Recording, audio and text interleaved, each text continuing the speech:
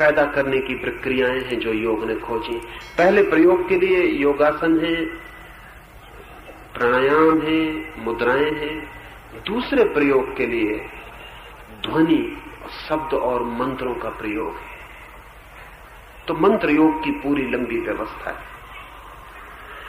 हमें ख्याल में भी नहीं है कि हमारा चित्त जो है वो ध्वनियों से चलता है, ध्वनियों से। ओंकारनाथ ठाकुर इटली में मुसोलिनी के मेहमान थे, भारत के एक बड़े संगीतज्ञ। मुसोलिनी ने ऐसे ही मजाक में भोजन पर निमंत्रित किया था ठाकुर को।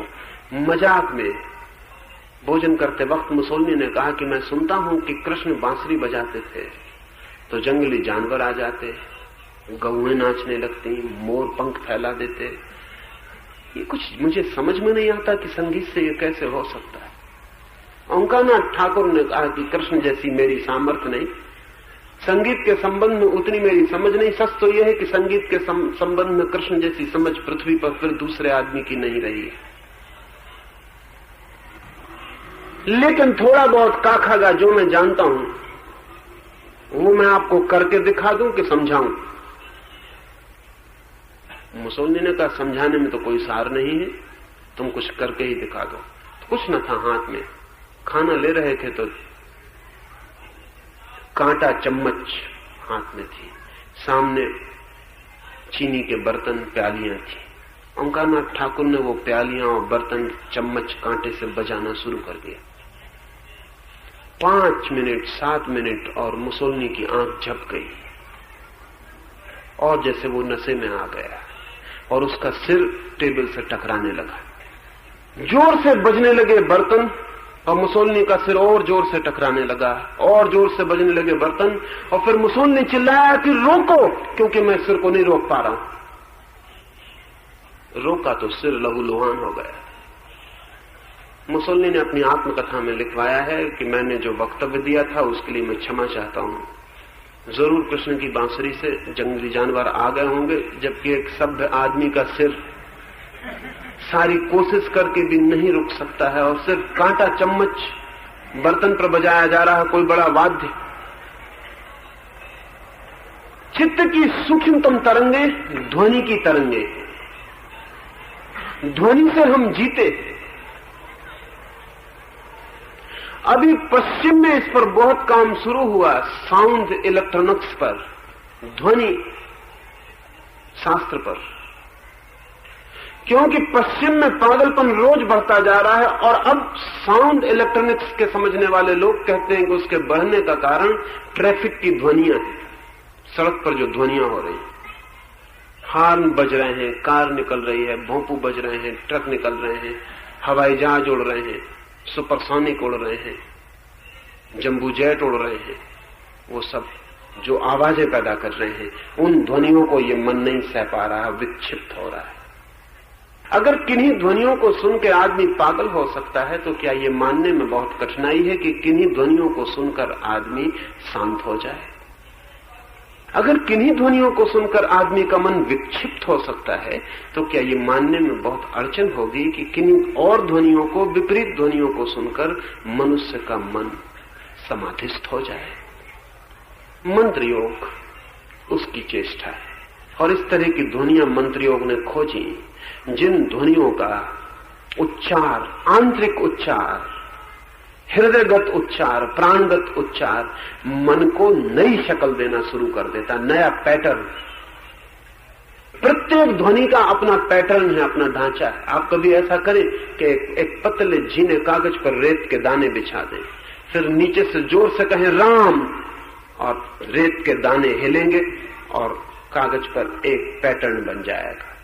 आप कितनी ही बार राम कहें, वही पैटर्न रेत के कणों पर बनेगा।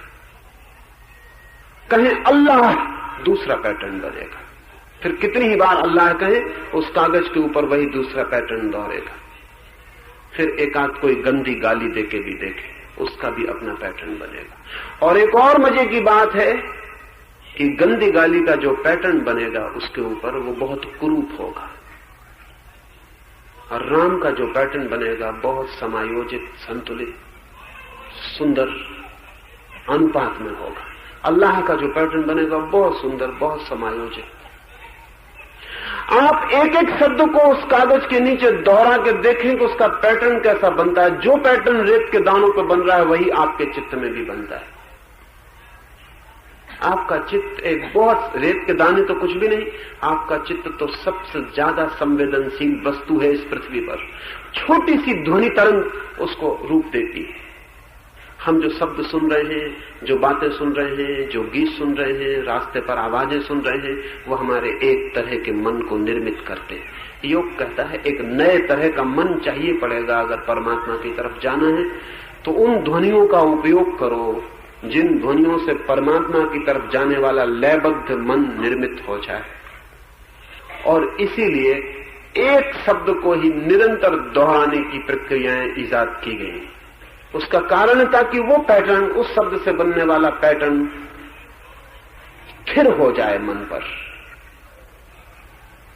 पर बैठ जाए, मन उसको इम्बाइब कर ले, पी ले, मन उसके साथ एकाकार हो जाए, तो नया मन निर्मित होना शुरू हो जाए। ध्वनि शास्त्र चित्त के रूपांतरण की बड़ी अद्भुत कुंजियां खोज लिया है। हजारों साल उस तरफ मेहनत की गई है। तो दूसरा तत्व योग का है ध्वनि।